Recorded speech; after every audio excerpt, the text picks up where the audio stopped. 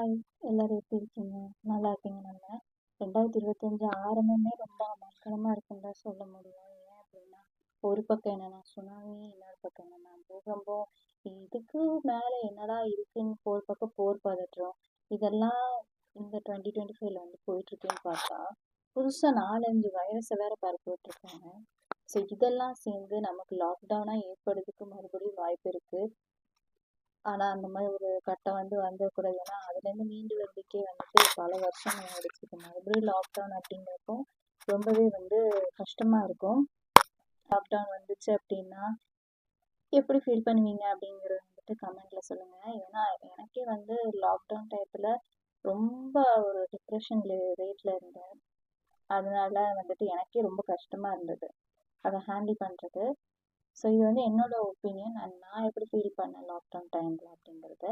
And எனக்கு வந்துட்டு வருஷம் வந்து பார்த்தீங்கன்னா ஜோதிடர்கள் வந்து கணக்கிடுறாங்க இல்லையா, சிலரோட வாழ்க்கை இப்படி தான் இருக்கும் அப்படி தான் இருக்கும்ன்ட்டு. ஆனால் எந்த ஒரு ஜோதிடர்களும் வந்துட்டு இந்த மாதிரியான ஒரு விஷயம் வந்து இந்த உலகம் ஃபேஸ் பண்ண போகுதுங்கிறத ஏன் கணிக்க மாட்டேங்கிறாங்கன்ட்டு எனக்கு தெரியல. அது ரொம்ப டவுட்டாகவே இருக்குது.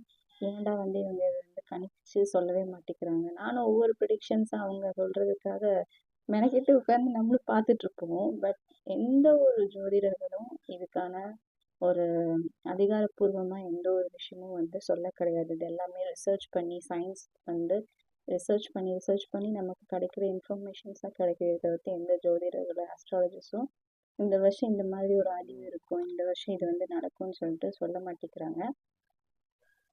ஒன்றே ஒன்று தான், எல்லாம் சொல்கிற ஜோதிடர்கள் இந்த மாதிரி விஷயங்களையும் மக்களுக்கு வந்து சொல்லுங்க. ஏன்னா இந்த மாதிரி விஷயங்கள் சொல்லும் போது தான் மக்களுக்கு ஒரு சில அவேர்னஸ் வந்து கிரியேட் ஆகும். அதனால தான் நான் அது வந்து சொல்லணும் அப்படின்னு சொல்லிட்டு நினச்சேன். அதனால தான் சொல்கிறேன், சரிங்களா?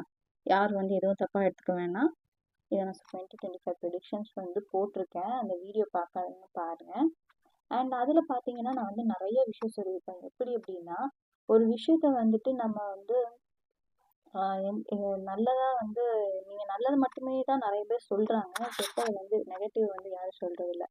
அதனாலே நிறைய பேர்த்துக்கு என்ன அப்படின்னா, நெகட்டிவ் வந்துச்சு அப்படின்னா அந்த விஷயத்த வந்துட்டு அக்செப்ட் பண்ணதுக்கோ இல்லை அதை வந்து ஏற்றுக்கிறதுக்கு வந்துட்டு கொஞ்சம் கூட வந்து மனசு வர மாட்டேங்குது.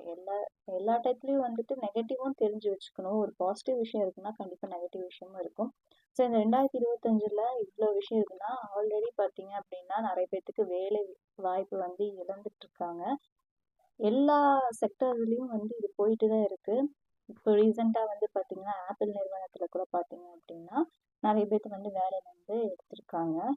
ஸோ இந்த மாதிரியான நிறைய விஷயங்கள் 2025ல் இருக்கும் அப்படின்னு சொல்லியிருந்தோம்.